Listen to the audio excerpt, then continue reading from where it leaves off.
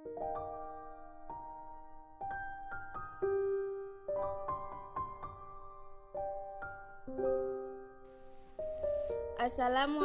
warahmatullahi wabarakatuh. Di sini saya akan menjelaskan tentang estimasi regresi linear berganda dan pengujian hipotesis. Sebelumnya, perkenalkan, nama saya Tridianti, NIM 195231237 dari kelas Perbankan Syariah 5E. Langsung saja kita ke pokok pembahasan pertama. Regresi linear berganda berguna untuk mencari pengaruh antara dua variabel independen atau lebih terhadap variabel dependennya. Persamaan umum regresi linear berganda adalah Y sama dengan A plus B1 kali X1 plus B2 kali X2 plus Bn kali Xn plus EI, di mana Y sama dengan respon atau variabel terikat atau dependen, A adalah konstanta, B1, B2 sampai dengan Bn adalah koefisien regresi variabel independen 1, 2, dan seterusnya, X1, X2 sampai dengan Xn sama dengan prediktor atau variabel bebas atau independen.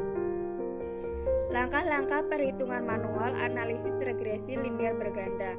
Yang pertama adalah menentukan hipotesis, di mana HA tidak sama dengan B1, tidak sama dengan B2, tidak sama dengan B3, sampai dengan Bn tidak sama dengan 0. Sedangkan HO sama dengan B1, sama dengan B2, sama dengan B3, sampai dengan Bn sama dengan 0. Langkah yang kedua, membuat tabel distribusi frekuensi. Langkah selanjutnya adalah mengubah perhitungan dari tabel-tabel distribusi frekuensi ke dalam skor atau standar deviasi dengan rumus sebagai berikut. Langkah yang keempat, memasukkan data yang diperoleh ke dalam persamaan sebagai berikut. Langkah yang kelima, mencari nilai B2 dengan persamaan. Selanjutnya langkah keenam, mencari nilai B1 dari hasil persamaan B2. Langkah yang ketujuh, memasukkan nilai yang telah diketahui ke dalam persamaan regresi. Langkah yang ke-8, menghitung nilai koefisien determinasi atau R kuadrat dengan rumus sebagai berikut. Selanjutnya, langkah yang ke-9 adalah menghitung F dengan rumus sebagai berikut. Selanjutnya, yang ke-10 adalah interpretasi hasil regresi. Selanjutnya, latihan soal. Seorang peneliti ingin mengetahui apakah pekerjaan rumah X1 dan kepuasan belajar X2 berpengaruh terhadap prestasi siswa Y. Data yang diperoleh adalah sebagai berikut. Dari data tersebut, tentukan 1. Hasil estimasi regresi, 2. Hasil R-square, 3. Hasil uji F, 4. Interpretasi keseluruhan analisis. Langkah yang dilakukan adalah membuat tabel distribusi frekuensi. Yang akan kita cari adalah X1 kuadrat, X2 kuadrat, X1 kali X2, Y kuadrat, X1 kali Y, dan X2Y. Langkah selanjutnya, mengubah perhitungan dari tabel distribusi frekuensi ke dalam skor deviasi. Rumus pertama, sigma X kecil 1 kuadrat sama dengan sigma X besar 1 kuadrat dikurangi sigma X besar 1 kuadrat dibagi N, dan ketemu hasilnya 4. Rumus yang kedua, sigma X kecil 2 kuadrat sama dengan sigma X besar 2 kuadrat dikurangi sigma X besar 2 kuadrat dibagi N, dan diperoleh hasilnya adalah 6. Rumus yang ketiga, sigma Y kecil kuadrat sama dengan sigma Y besar kuadrat dikurangi sigma Y besar kuadrat dibagi N, dan diperoleh hasilnya 8. Rumus yang keempat adalah sigma X kecil 1, X kecil 2 sama dengan sigma X besar 1, X besar 2 dikurangi sigma X besar 1 dikali sigma X besar 2 dibagi N, dan ketemu hasilnya min 3.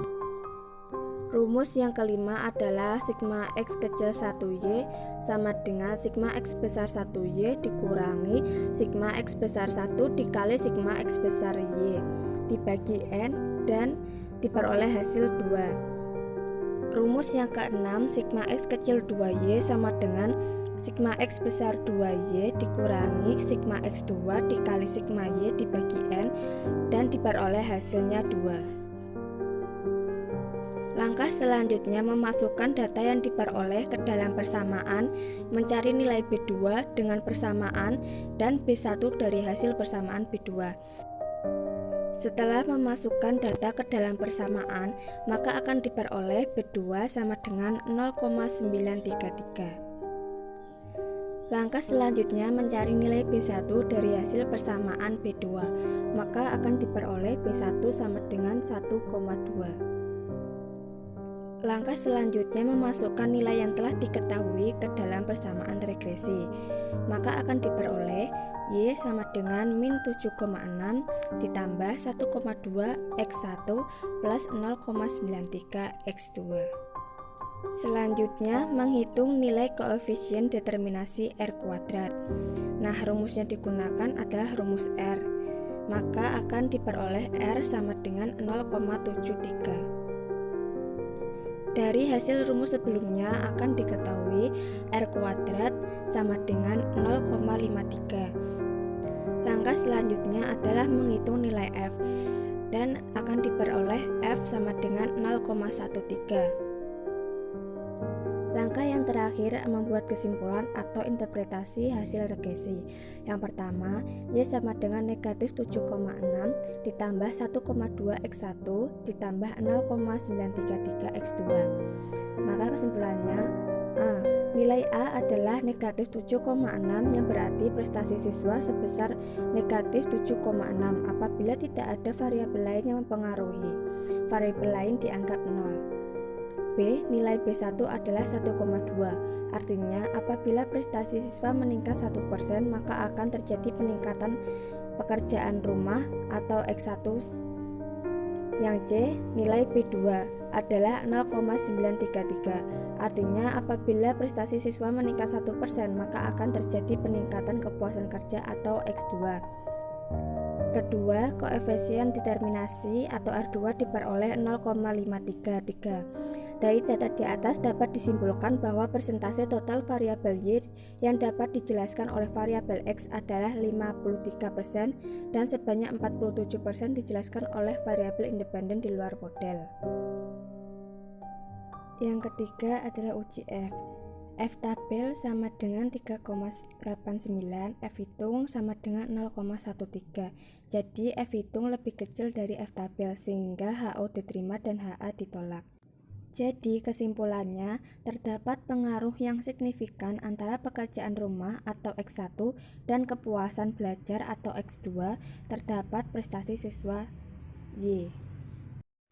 Dari hasil perhitungan manual akan kita cocokkan dengan perhitungan menggunakan Excel, di mana R² adalah 0,533 sama dengan perhitungan manual. A atau intercept diperoleh negatif 7,6, B1 atau X variabel 1 diperoleh 1,2, B2 atau X variabel 2 diperoleh 0,933. Jadi perhitungan manual yang kita lakukan adalah benar karena sama dengan perhitungan menggunakan Excel. Itulah sedikit penjelasan dari saya mengenai estimasi regresi linear berganda dan pengujian hipotesis. Kurang lebihnya saya minta maaf.